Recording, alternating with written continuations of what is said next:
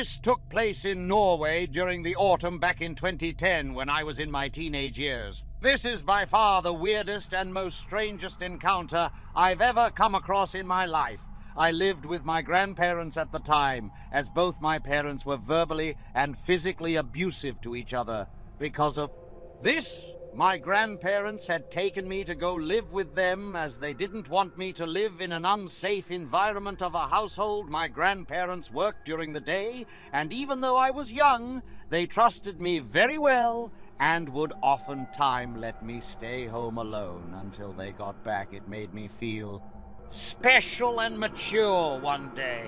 My grandma was out doing errands and my grandpa was at work. Normally, my grandma would ask if I wanted to come with her, but my grandma was the kind of shopper who spent long hours shopping for products that had the best deals. I got bored very easily and wanted no part in that, so I always stayed home. I stayed in the living room and was occupying myself by playing a few video games on my Xbox. Then, at around 6 p.m., I start to get hungry and go to the kitchen to go grab a snack. As I'm walking to the kitchen, I hear a loud, frantic knock at the door, which startled me a bit.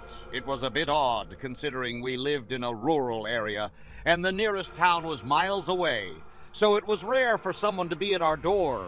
Either way, I still wasn't allowed to open the door for anyone, but seeing as it was getting cold outside, and the off chance that somebody needed help, it didn't seem like I had a choice. I go over to the door and ask, "Who is it there?"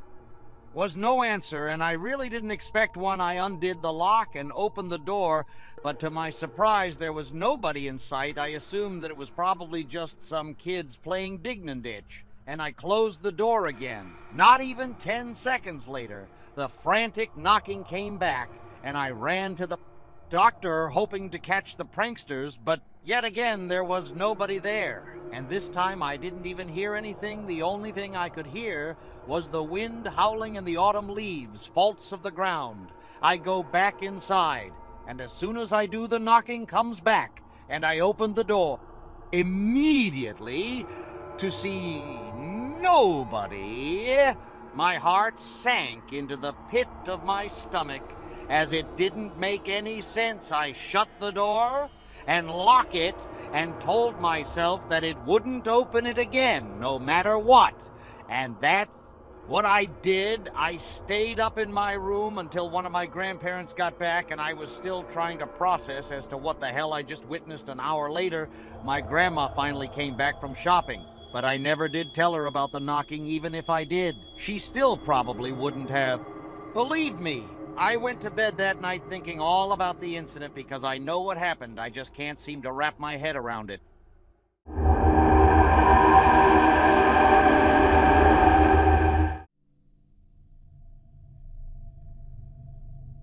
I was 14, and this took place just last year in the fall, and at the time we lived in Boston, getting ready to move. Life was kind of like what you'd expect in Boston. It was warm for most parts of the year, and it would completely change as the colder months came in my family, and it would completely change as the colder months came in my family, and I had been living in that apartment complex ever since I was born, and I basically considered it as my childhood. The complex was located in the suburbs of Boston, which meant that we were far away from the actual city, which I very much enjoyed. Behind the apartments were some woods that went on for about a few miles and beyond.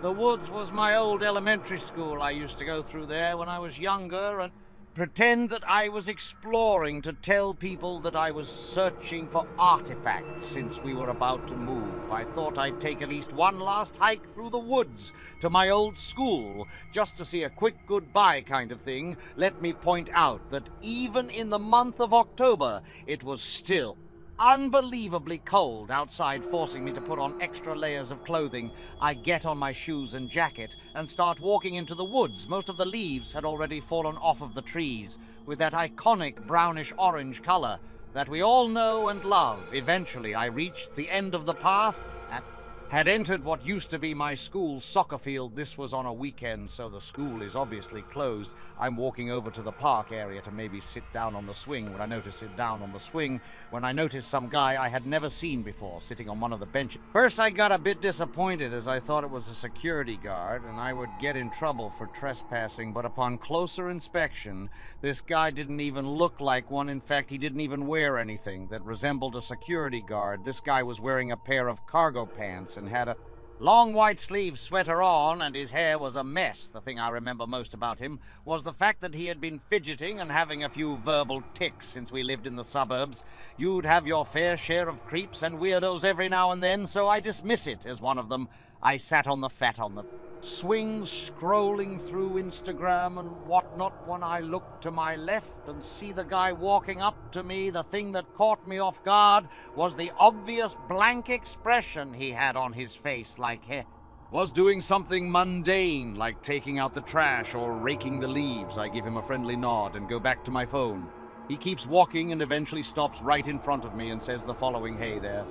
I have lost my dog and I can't find him. Can you please help me look for him?" I was skeptical at first, but being a person who absolutely adored dogs, I couldn't help but say yes. He then looked at me and gave me an unsettling smile while reaching out his hand as if he wanted me to come with him. It was at this point when I decided that there was something off about the situation even. Oh, there wasn't anything too off about his appearance or personality. Something in my gut told me not to go with him. I quickly tell him that I forgot that I had a dentist appointment to go to and apologized. I know not the best excuse, but I had to think of one fast enough before he caught on as I'm getting up from the swing. His creepy smile turns into a frown. It was kind of like the look a child gives when they can't have a toy or candy coming. From someone who looked to be in their late 30s, it was much more disturbing. As soon as I get up, he says 5 words that have haunted me till this day. "Okay, see you later, Courtney." "See you later, Courtney." He said my name. I have no idea as to how he knew or if he just guessed it. But needless to say, I walked away from there and eventually made it back to the complex the next week. We had left Massachusetts and started to begin our new lives in Florida.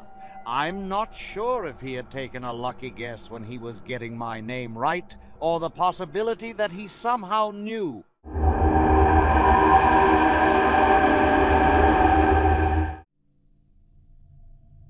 I'm a 22-year-old female, and this happened about a few weeks ago. For some context, I work at my local Starbucks as a barista, and would oftentimes have to work super early in the mornings as I had classes during the afternoon and night.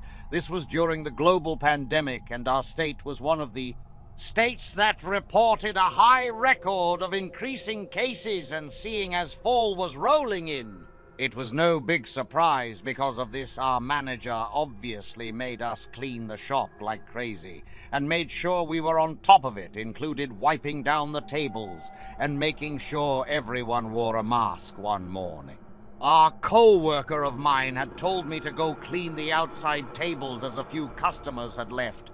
I put on my sweater and mask and start spraying the table when I looked to my right and noticed a guy sitting in his car in the parking lot. Now, this wasn't too strange, as the Starbucks was located in the city, so you'd have a lot of people everywhere. I go back inside and continue my place at the counter when the guy from the car walks in. At this point, I realized that he was not a pleasant-looking man. His eyes were red, and his skin was pale, and his hair was a mess. He came right up to the counter, and as usual, I greeted him with, "Oh, hi, welcome to Starbucks. What can I get for you?" He responds with, "I'll just have a medium black coffee, sweetie." "I'll just have a medium black coffee, sweetie." I awkwardly smile and tell him his total. He then proceeds to take out a $5 bill and then gives it to me, making sure our hands touch. Tell him that it would be right out, and he goes to sit at a nearby table while brewing his coffee. I see him constantly staring at me through the corner of my eye, but I tried to make it seem like I wasn't interested and just focused on working. Once the coffee was done, I bring it over to him and tell him to enjoy while walking back to the counter. So, Kate, what time do you get off at first? I was confused as to how he knew my name, but I then realized that I had my name Sagan. I quietly cussed to myself and turned around to face him. I answer him nervously and lie, telling him that I got off at 6, when in reality I got off at 6, when in reality I got off at 4. He asks me if he could pick me up to give me a ride home, and I politely declined, telling him that I already have a ride. He went from just your average Starbucks customer to just plain rude. Thankfully, he takes his coffee and walks right out the door. I begin to tell my co-worker about the guy, and she gets this shocked look on her face and recommends I tell the manager. For some reason at that point, I didn't end up reporting him to our manager, which, looking back, was a stupid decision. Finally, Forum comes around, and I tell my coworker that I'm leaving. I go outside to my car, making sure the guy was nowhere in sight. Thankfully, he wasn't being a paranoid person who watches way too many horror movies. I thought for sure that he would be out here waiting for me the next day. When I come into work, my co-worker comes over to me and says, "Kate, is everything okay?" in somewhat of a worried voice. I respond with yes and tell her about the guy from yesterday.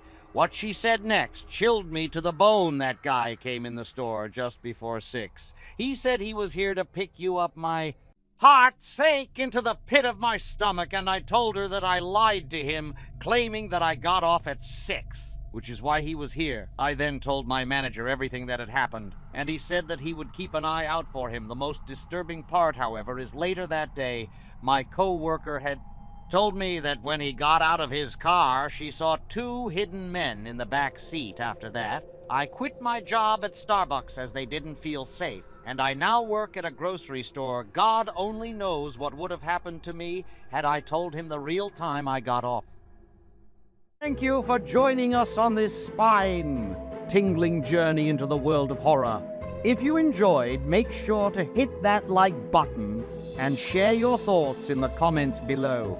Don't forget to subscribe to our channel and ring the notification bell so you're always the first to know when we release a new, terrifying story. Until next time,